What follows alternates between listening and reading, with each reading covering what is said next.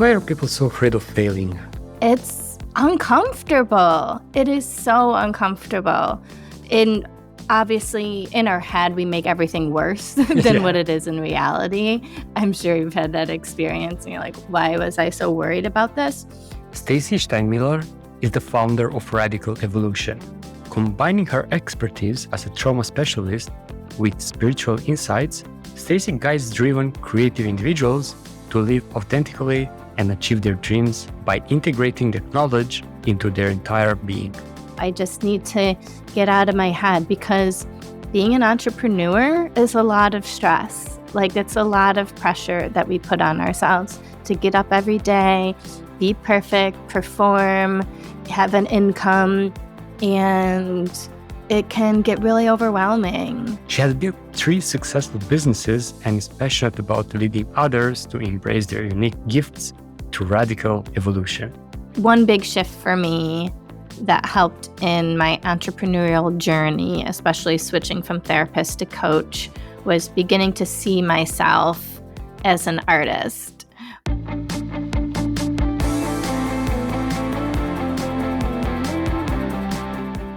Stacey, glad to see you again.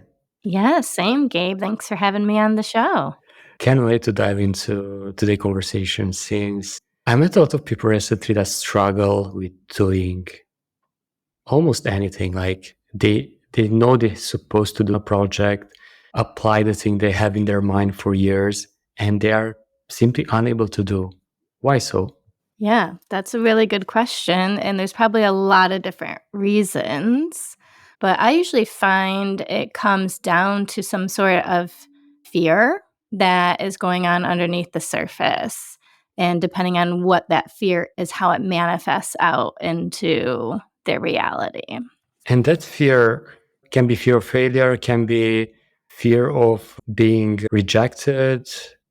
Yeah, there's so much going on there. If I actually do what I need to do, then I don't have an excuse anymore. So if I show up and do the thing, and if it doesn't work, I tried and it didn't work, which is different than, well, it didn't work and I didn't actually really try. So now I can kind of save my ego a little bit by avoiding what I'm supposed to be doing. Right? But why are people so afraid of failing? It's uncomfortable. It is so uncomfortable.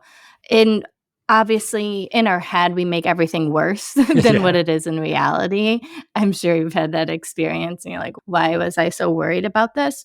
But it brings up these like deep feelings of shame, and that can bring up stuff from feeling shame when you were younger, situations, and that can be a really visceral reaction in your body. I know for me, my stomach will tighten and turn and get, all uncomfortable. And sometimes people don't understand it's the shame feeling that's causing it. And then this is where you kind of find like health things that always pop up for people that are procrastinate. They're like, well, this thing keeps popping up. I don't feel good. Oh, now I'm sick. Or now this thing happened. Which is sometimes is happening is they're not aware of the shame and their body is actually having a visceral reaction to it. And then you actually feel sick. And then you develop these physical problems that are getting in the way. So even something like that, I see as having this emotional, charge that's causing that for a lot of people. And that shame comes from, let's say, possible thing being actually in a bad situation in school, let's say, people bullying you or your parents telling you that you cannot do that, or actually when you do it and you fail, pointing out the finger, oh, you're good of nothing, you weren't able to achieve that.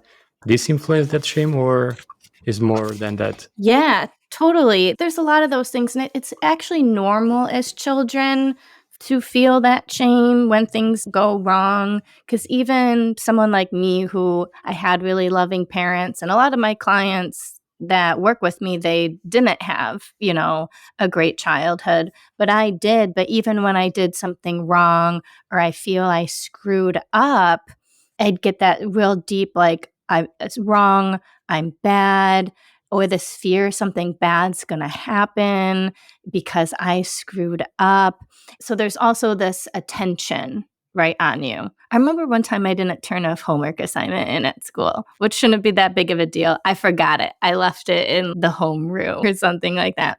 And I felt so much shame that I forgot it. And even though it wasn't that big of a deal, obviously I'm fine today. Like all the eyes on you, it's just the visibility, it's so uncomfortable. And it's, well, I don't want to have that experience again where I'm getting that attention from people. Yeah, whether it's from a teacher, peers, parents, like that negative attention. I find that this ego stuff feels more uncomfortable than like actual physical pain. Yeah, I'd rather hike a mountain and then be all sore and exhausted and scraped up than experience that emotional discomfort. Society, I think because of this, the society is kind of moving everyone into the shame environment. And it's so visible in business, especially when people are trying to build something and the fear comes in, cripples in, and like, why if I fail? Why if someone will point a finger to me? And why should I do this? Why should I not stay in my bench and not open up or not share what I'm working on and so on? And I think there's also the other side of the story when a lot of people are actually failing in public, like building in public different businesses and sharing the good and the bad. And it's a powerful way to build a personal brand like that. But for those that are not able to do so, how they can overcome and build that confidence and overcome those fears and Yeah. Well, like you said, I think it is helpful to find some of those people that have failed and are willing to talk about it. So even if those people aren't, building that in the public and so forth, where people know about the failures, but finding a mentor is always really helpful. If you're looking for a mentor, and you ask them about, tell me about some of your failures or like what didn't go well or what you've learned. And if that mentor can't answer those questions, then they're probably not a good mentor for you. It's been really helpful for me I always have different mentors going on. And because they're vulnerable and sharing their failures and screw ups and what they tried and how they felt and what they thought, it feels way more relatable. Oh, yeah, that's exactly how I feel. And then I see how they were there and now they're in this successful place. And so it gives me like, I can do it. If she can do it or if he can do it, and he or she struggled with all these things, now it feels possible for me. Whereas if you hire a mentor that doesn't talk about that stuff, it's easy for our mind to categorize them in this superhuman category. Well, they got a gift, right? yeah. That I just don't have. So why would I even do what they're telling me to do if I don't have that gift? Or they're just lucky and they're lucky because of XYZ and I'm unlucky because of that, right? So that's like another reason why I think people don't even try or do what they're supposed to be doing, because there's some belief that, oh, it worked for them, but it's not going to work for me. So why bother trying? Yeah, that's an interesting thing because both mentors and mentees now listening can put themselves in those shoes and, oh, if I want to become a mentor, actually, I should share the failures that I went through, the challenges that I overcome. Because what better way to resonate with those that I guide than sharing how I overcome those challenges? And those that are searching, yeah, do your diligence, ask those type of questions, and you'll see who is real and who not. And even those successful individuals that don't want to share that, maybe, I don't know, maybe something internal they want to keep for themselves. But in reality, that might not be the good mentor for you, as you well said. And speaking of mentors and asking for help and building confidence, to what else we should look at when we before or during the phase of asking for help? Yeah. So, first, one big thing, this will hopefully help your audience, is so many people don't even ask. So, it's getting comfortable with asking, right? So, like one thing I really encourage my clients to do is just start getting comfortable asking questions, asking for what you want, because we say no to ourselves before we let someone else say no. So if we're like, well, they might say no, so I'm not even going to ask. First, I would start getting comfortable asking for what you want and what you need in general, in all of life. And you'll be pleasantly surprised how many people say yes over how many people say no. Yeah, I have a perfect example here, and it's like a very proud moment for me. Before I even launched the first episode of this podcast, I asked my idol back then and song mentor, because he had no idea that he meant me without even knowing. I was consuming every single piece of his content, learning from Oh. him and so on. And his name is Chris Do from the future. And I just invite him in the podcast without having a big name, big audience, or even launching the podcast. And he say yes. And I was like, if him said yes, I can start with confidence this podcast, because I will have guests every single week. And that was the case. It's so hard to oversee this power of actually asking. And as you mentioned, every aspect of our lives, people are more than willing to help, to guide us, or to point us in the right direction, or just doing a nice little thing, like, because they know how it is to start something. If you're just at the beginning, you might think, oh, no one will listen to me, no one will help me out because I'm not a big name or whatever. That's just a limiting beliefs, because people are willing to help. They were there where you are right now. Yes, exactly. And yeah, because we haven't gone through it yet, it's easy to paint this smaller and perceivably safer world where we don't ask or we assume people are unwilling to help, right? So if we assume people are unwilling to help, then we don't ask, then that's why we then don't show up and do the things because we think they're not going to work.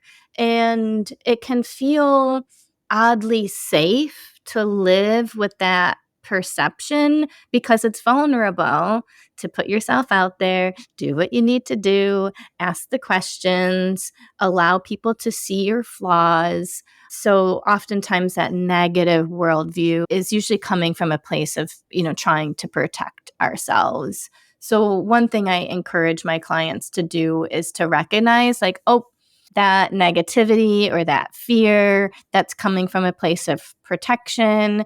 Maybe that did serve me as a kid with my parents or teachers or peers, but I'm an adult now and they don't have power over me anymore. I'm in charge of my life. And so now it's safe to put myself out there.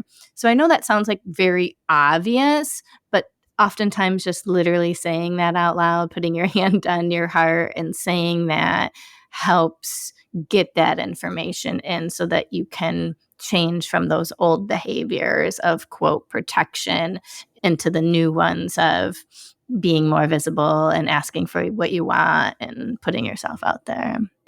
Yeah, and that's important, because otherwise you cannot move past fear and doubt, and you're still stuck there. And unfortunately, nothing worthwhile grows where you're in a state of fear, in a state of doubting yourself all the time.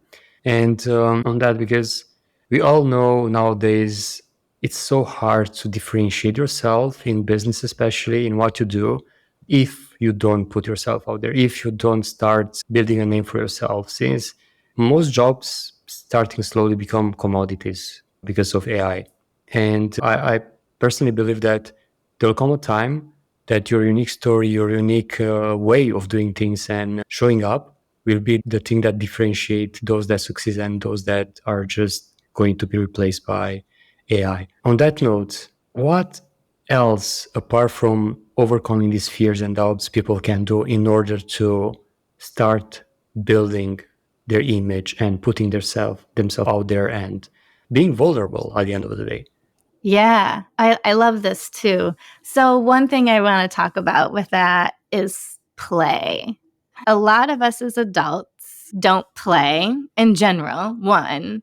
And then two, we have this idea of work and play being completely separate. But like you're saying, it's this human component that especially as AI gets bigger and so forth, there's this human component that's going to set us apart from our competition and everybody and everything else that's going on. So the way to really hone in on what's unique about us is to play and notice what we enjoy, what lights us up, what makes us excited, what are we naturally drawn to. And we can't do that by sitting at a computer and then just like typing around or just like trying to answer these questions like, oh, I got to figure this out. Because, yeah, you're in this like stressful problem solving mode.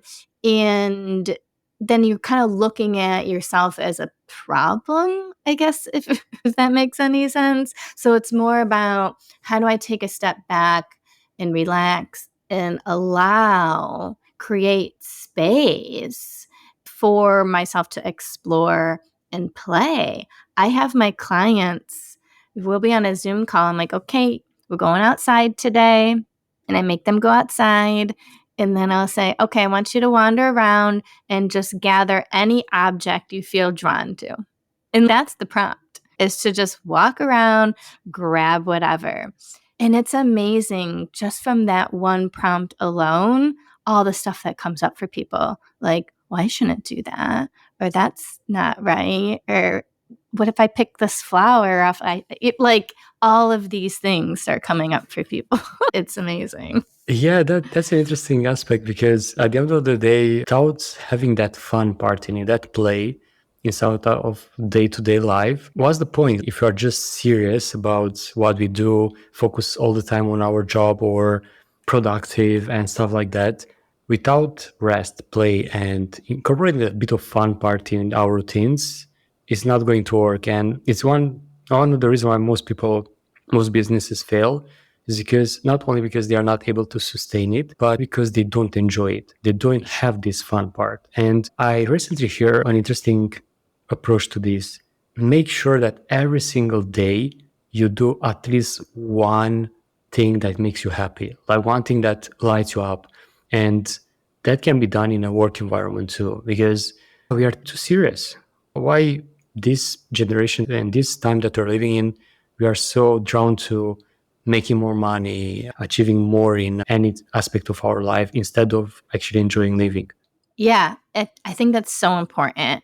I used to tell my clients back when I had my therapy practice, I used to tell them that hobbies are not optional, they're necessary. That's kind of how I like started that. And the other thing is the trap people get in is when you're a kid, your parents might give you a list of do these 5 things and then you can go play, right? Like brush your teeth and make your bed and blah, blah, right? And now go play. So we kind of get used to this, do the chores, then go have fun. But as an adult, that list doesn't end. So a lot of people never play because they're like, well, I didn't get everything done that I needed to today. And that's when I had to switch things. I was like, well, this isn't working. We can't live by these rules anymore. Do your chores and have fun. So now I tell people you need to have fun and then do your chores because it's that important. Like you're saying, you need to do something fun every day. And the cool thing is, a few cool things, if you do something fun first, you're actually going to enjoy the chores better. If I'm in a good mood, I don't hate cleaning my house. I put the music on, I dance around and turn it into a fun time. The other thing is I get all these great ideas when I'm doing that. And I'm like, oh, this, that. Oh, I can do this course or talk about this or do this with my clients. And then I'll like jot that down real quick. And so I'm actually working while I'm doing my chores and playing. Like I end up doing all of them at the same time. Because as you mentioned, when you do things from a place that you are happy, you are content that you just finish something that you enjoy doing, you absolutely start with a different mood.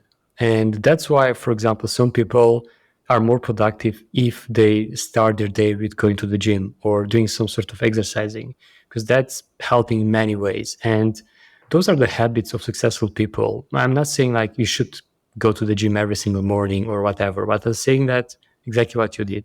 Do something fun, even if it's a walk with your loved one on the beach or in the park or whatever, or walking your dog and playing catch up, or something that it's not related to what you do.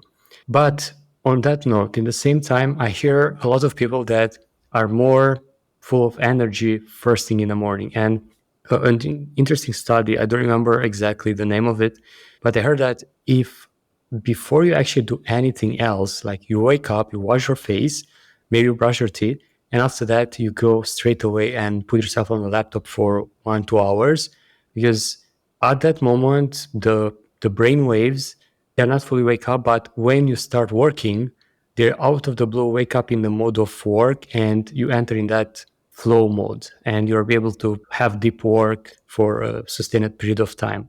Do you heard anything about that? I don't know if I heard that, but I'm not surprised because I do my best work like in the first 2 hours after I get up in the morning.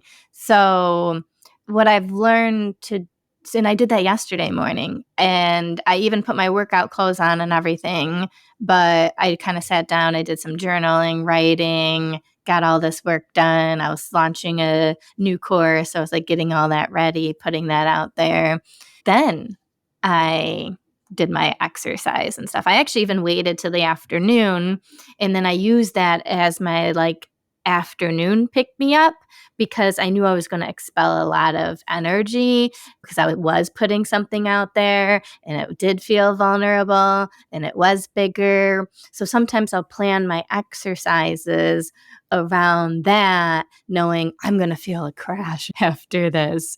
So I waited till after lunchtime, and then I went for my run, and then I took a shower, and I got ready, and it kinda gave me, like, this extra like, the second start to my day, which I found to be really helpful. So, Yeah, yeah. that's one thing, right? There's no one fit all solution, and there's no, I don't know, repeatable perfect day routine. Even if routine helps for sure, but some days might not work the same as the others, and you can be flexible. And speaking of play, at the end of the day, you should be flexible. You should be kind of playing with your day rather than being very rigid and say, if I don't do my focus work in between this and this hour, I won't do it anymore that day. That's stupid. Like it doesn't work that way. Right. Yes, exactly. Yeah, that's we need to be flexible. Yeah, I don't do well, or I should say I get in a negative mindset if I feel like I have to do every day the same. So I have learned to allow a lot of flexibility. Some days I'll get up, I'll run first thing in the morning. Sometimes it's later. Sometimes I'm lifting weights. Sometimes I'll do stretches. Every day is different because if I am too rigid, then I get in a real like crappy mood. And that's when I start to get down on myself. Like, Stacey, you were supposed to run first thing in the morning and you didn't. So since you didn't, you're not focused on yourself. You're not doing what you're supposed to do. So now you're going to fail right? Because you're not doing your routine, all these successful routines.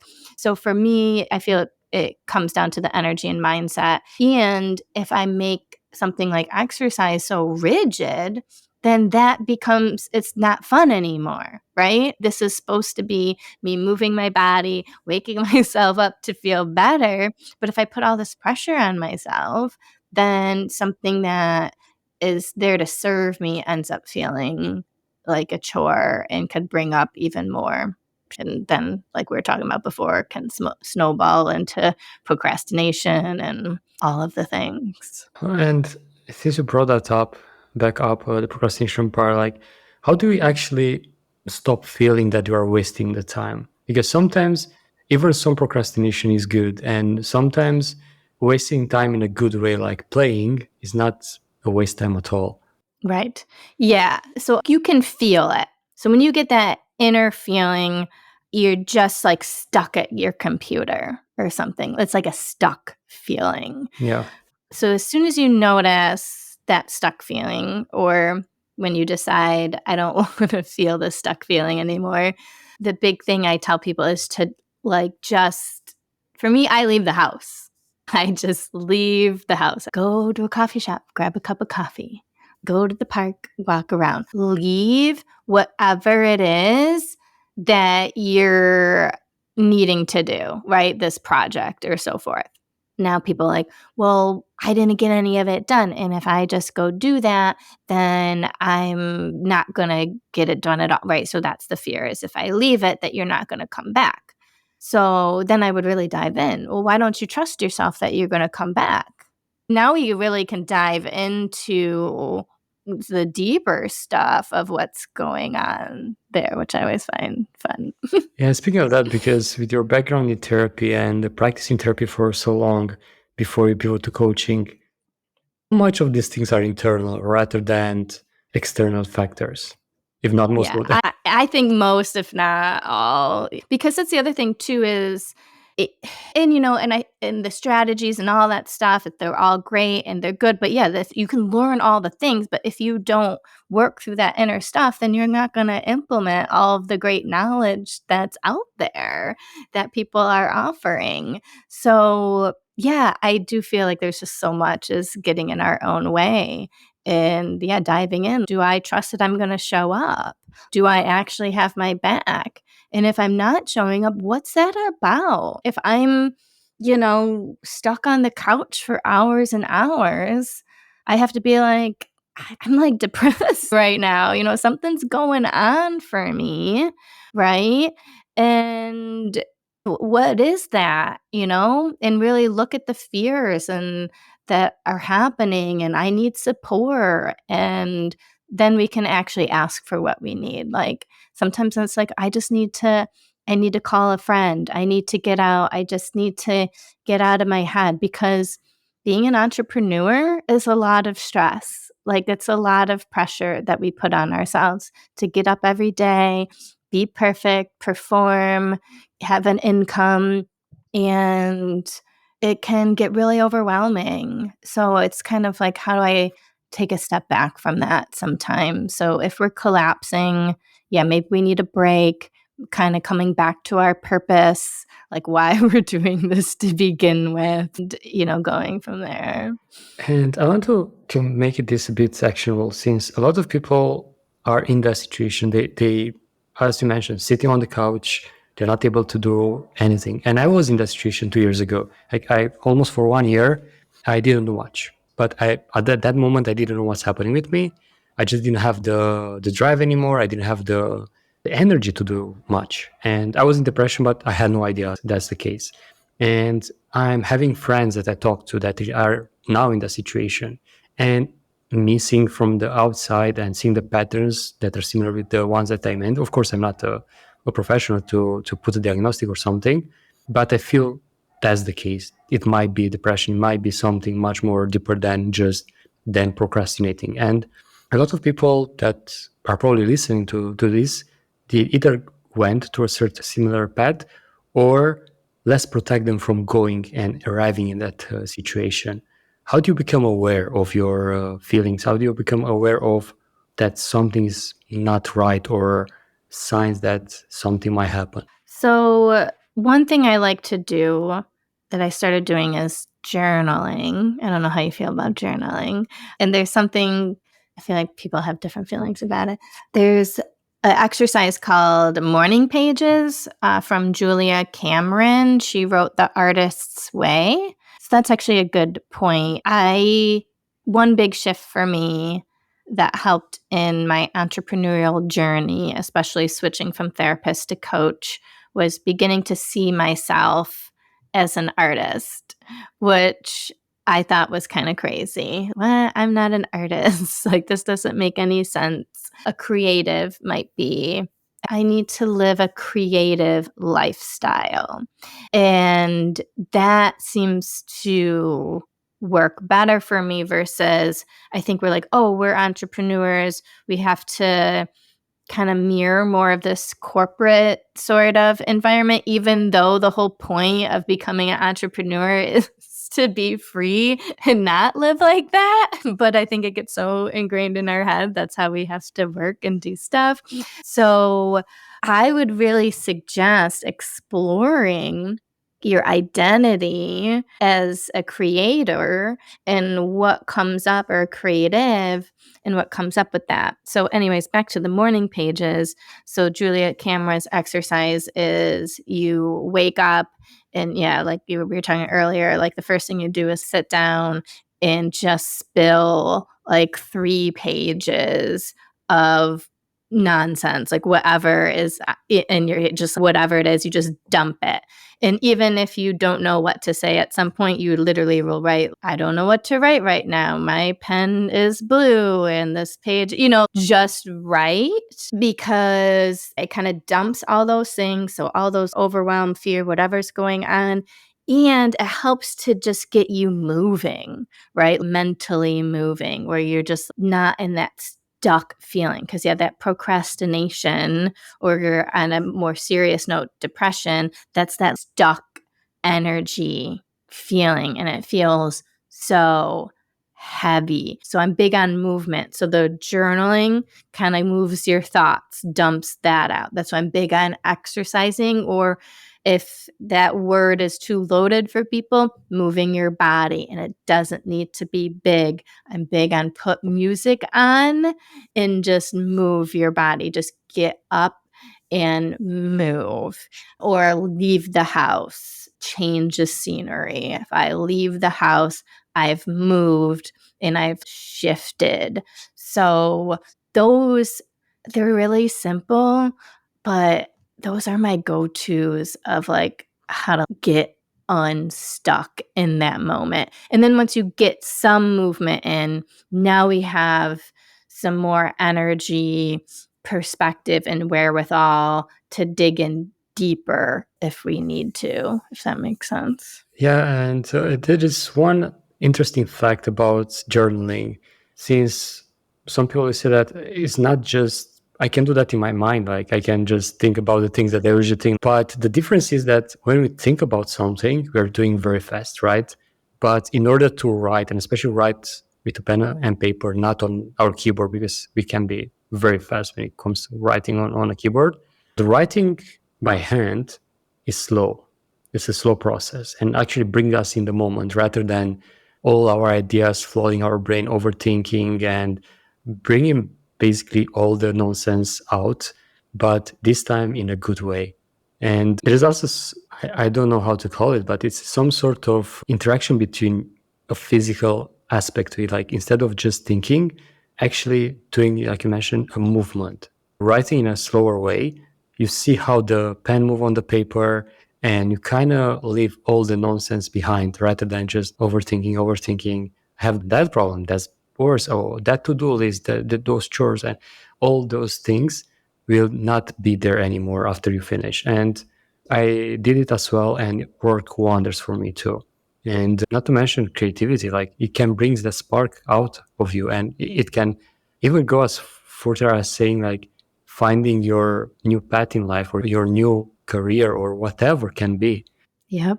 Yeah. Yeah. Because then you might notice all these themes coming up and so forth. Once you start doing this, you start uncovering aspects of yourself that you haven't either known, or you've been ignoring, or didn't give yourself an opportunity to commune with. So it's really a helpful self-discovery tool.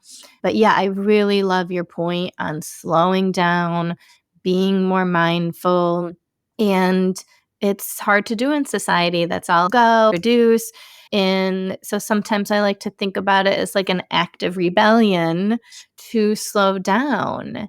I'm going to do these other things. I'm going to let myself get unstuck. And then from there, when I've softened a little bit, then I allow that inspiration to come and then follow that next move. So once you kind of get unstuck for a minute, let yourself be inspired to what your next move is, and don't feel like you need to know the finish line of that next move. So that's how we get stuck again, because then it's okay, now what am I going to do? And then you feel like now I got to plan everything out, versus what's that one next step, and let yourself take that one next step without knowing what the other steps are, which feel really uncomfortable if you're beginning to start transitioning to, quote, I guess, live a different lifestyle or live that way. But that's where we get our creative potential, or we're talking about our uniqueness, our unique flavor and stories, and what we personally have to bring to the world, is to let that arise naturally and trust that we have our own back. And if I trust I'm going to keep showing up, then I know that there's going to be a next step, and there'll always be a next step. And if I trust I'm going to do the next step, then I know all those steps are going to add up eventually and it's all going to work. So what do I have to worry about? And then you just kind of start to live a bit lighter and freer. Yeah, and I think one of the big reason you mentioned at some point that magic word purpose. Like a lot of the reason people are not showing up, they're not believing in themselves, they're not doing the things that they should do. It's because they don't have clarity on that. They don't know exactly why they're doing what they're doing. How do you find that? So it just, when you just asked me that, what just came to my head was, it's because the purpose is to live and they're not living. Powerful. We always think that, oh, but my purpose is actually to build a, I don't know how many high house or this multi-million dollar business. But how many of those you actually take with us when you leave? Right. Yeah. Right. And some people will say, okay, I understand. We are on this planet to live our life and enjoy living, but I have to put money on the table. I have to feed my family or whatever. And they need something bigger than this. It's not enough to tell someone, even that I totally agree that, okay, we should live our life, but I cannot live in peace or without stress if I know that tomorrow I don't have what to eat, or tomorrow if I don't show up, my client will left and I don't have money coming in my bank account next month or whatever. So how do you get going when life is tough, and how do I get going when just living it's surface level, let's say? Yeah. So, yeah, it can feel really scary. So it's also kind of coming down to the facts of where you're at. A lot of times people are projecting their fear into the future and they're actually okay. Like some people, they might not be making the money they want to be making, but they're making enough, or right, they actually are okay. So then when I'm like, go live, right, then that's, you can do that, but the mind might be like, no, I can't. I've got, these bills to pay. Because it's also not saying don't abandon all responsibilities. It's kind of just go enjoy, go explore, go play. And also trust you can make money however you want to make or so many different ways. So when you go explore and you go out in the world and you meet people, and so you go to that coffee shop and they're hiring. I'm not saying that's your life path, but if you're like, I'm really burnt out with whatever I'm doing and I would feel more secure with some money coming in, then go work at the coffee shop. Whatever it, and allow yourself to recognize there's so many ways to make money. There's so many ways to show up in the world, and there is no one right way. And I think that's where we also get stuck. It's I've got to figure out my quote, the big purpose.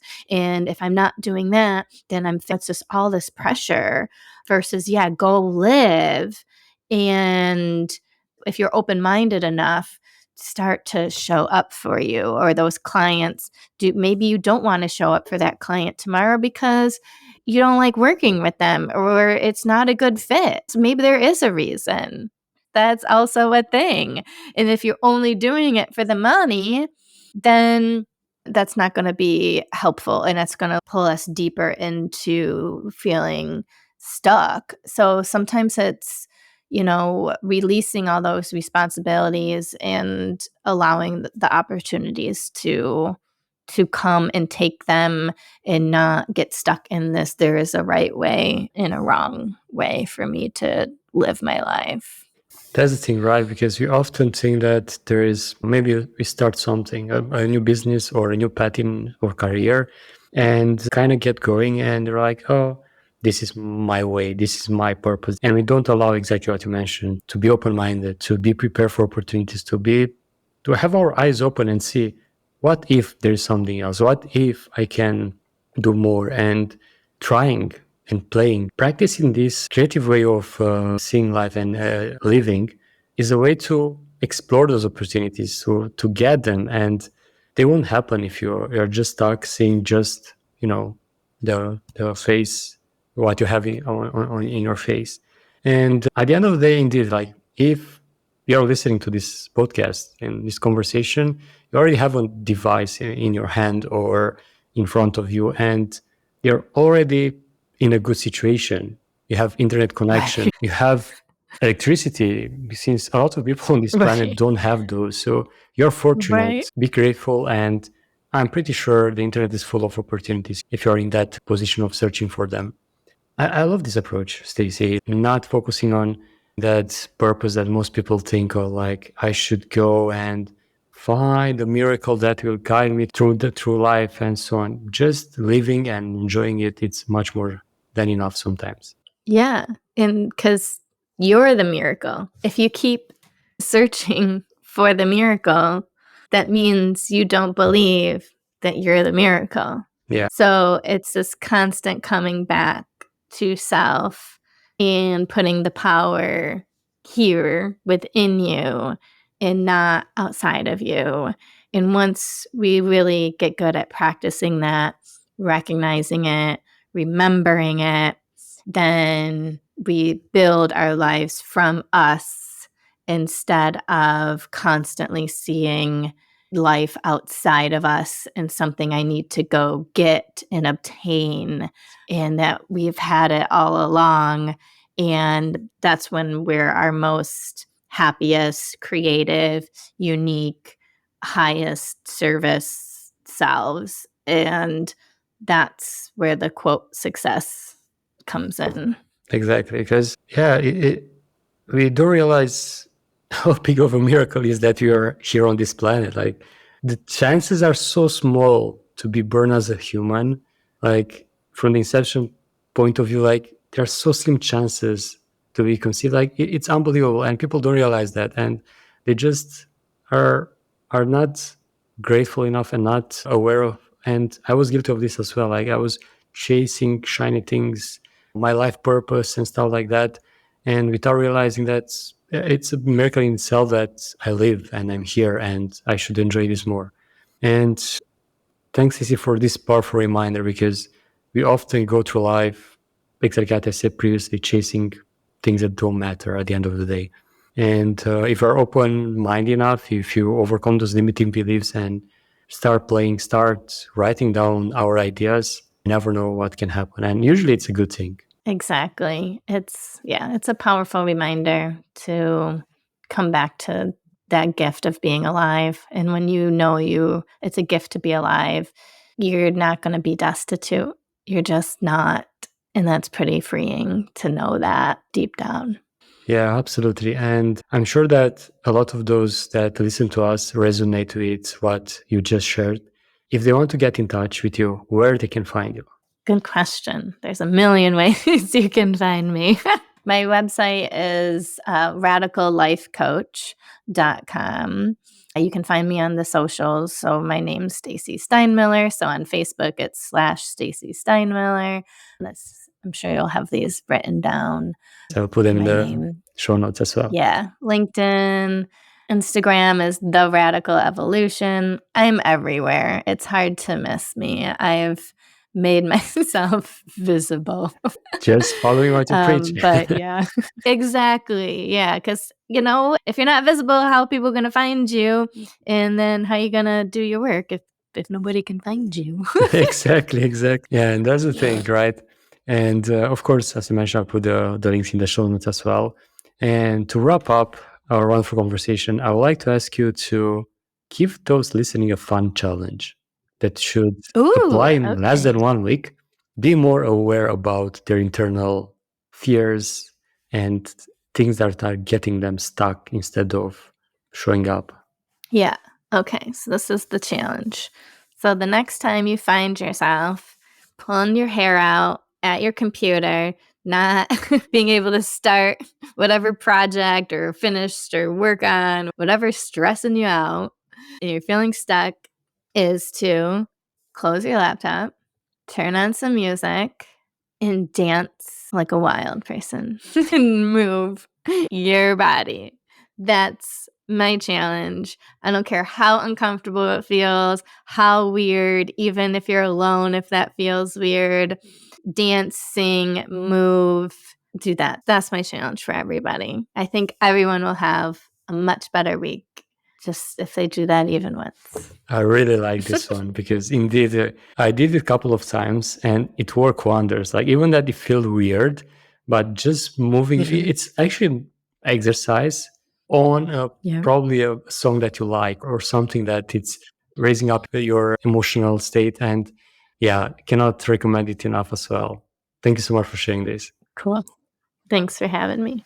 You, yes, you're one of the few that stick to the end. And I want to thank you from the bottom of my heart for doing so. If you haven't subscribed already, please do so below. And if you got any value from this, please share it with a friend. They might got some value from it as well. Thank you so much, and until next week, pura vida!